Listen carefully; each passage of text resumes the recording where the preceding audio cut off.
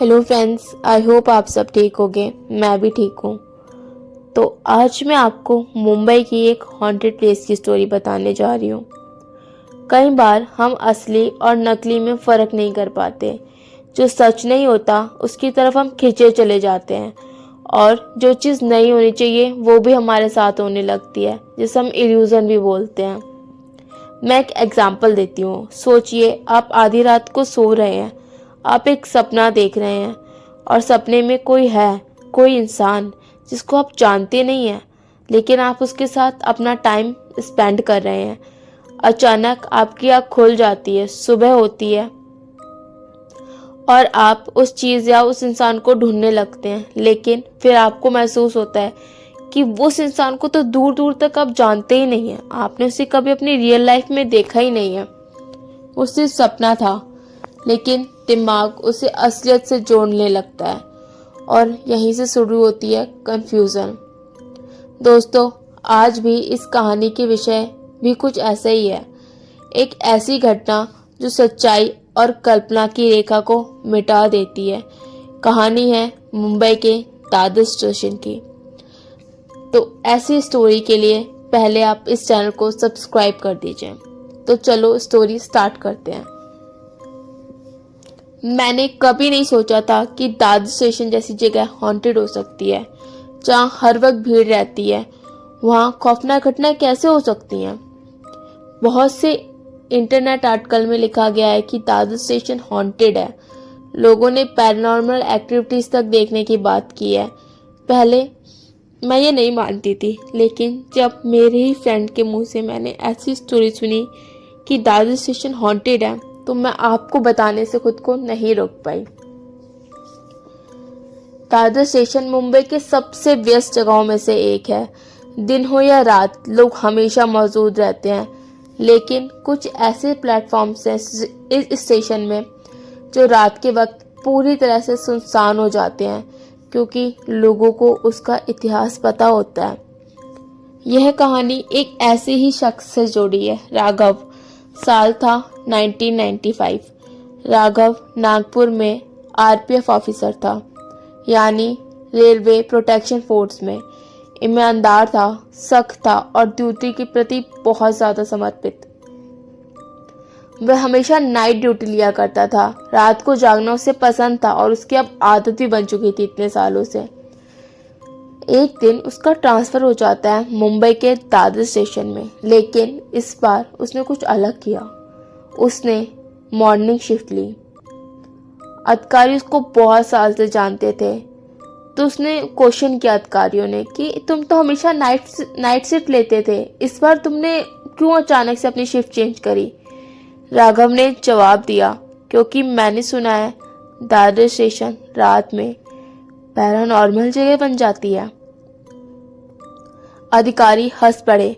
अरे ऐसा कुछ भी नहीं है, लेकिन फिर भी उसने उसकी बात मान ली।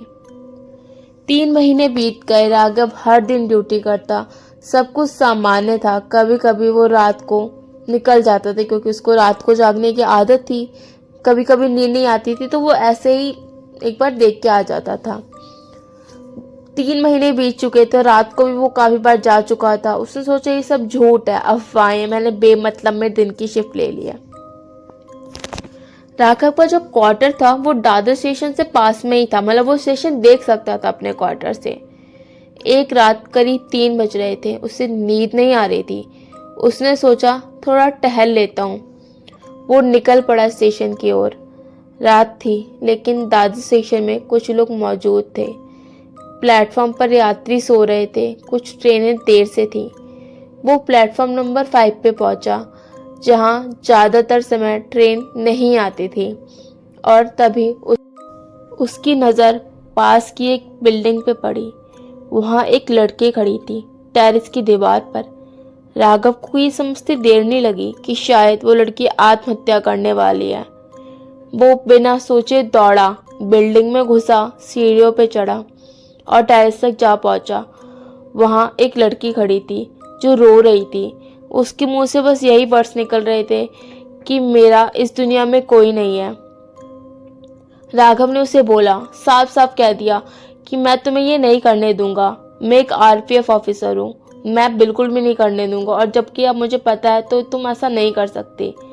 लड़की चुप हो गई, वो धीरे से साइड हुई, दोनों ने बात करी। लड़की ने बताया मेरा घर यहीं नीचे है। लड़का राघव और वो लड़की नीचे जाती है। वो देखता है उसके घर में कोई नहीं है। उसने उससे पूछा क्या तुम्हारे घर में कोई नहीं रहता? लड़की ने उससे बताया मैं अकेली रहती हूँ, मेरे माता पिता मर चुके हैं।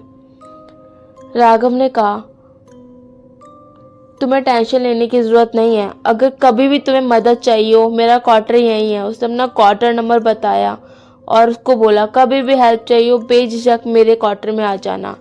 लड़की मुस्कुराई। राघव वापस चला गया। 2 दिन बाद फिर से वही रात, फिर से उसे नींद नहीं आ रही थी। फिर वही स्टेशन, प्लेटफॉर्म नंबर 5। इस बार राघव ने दोबारा उस छत पर देखने की कोशिश करी, लेकिन लड़की वहां नहीं थी।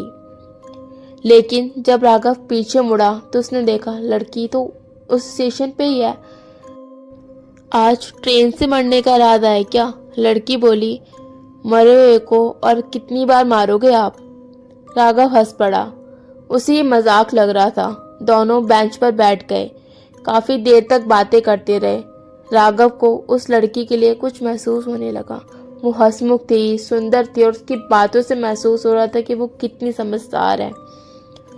बातों बातों में लड़की बोली अब मेरा जाने का वक्त हो रहा है, मैं लेट हो रही हूँ, बहुत रात हो चुकी है। इतने से पीछे एक आवाज आई, राघव तू यहाँ क्या कर रहा है? वो उसका दोस्त था, सुरेश। राघव ने पलटकर देखा, लड़की जा रही थी स्टेशन के बाहर। सुरेश आकर बोला तू किससे बात कर रहा था? तू काफी देर से यहाँ बैठा हुआ है, मैं अंदर से देख रहा था।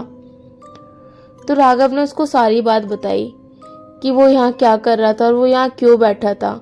उसने 2 दिन पहले जो हुआ था, जो उस लड़की की जान बताई थी, वो वाला भी बताया, और ये भी बताया कि कैसे उसने आज उस लड़की के साथ मजाक किया और लड़की ने बोला कि मरे हुए को क्या ही मारोगे आप। तो ये सब बताता है।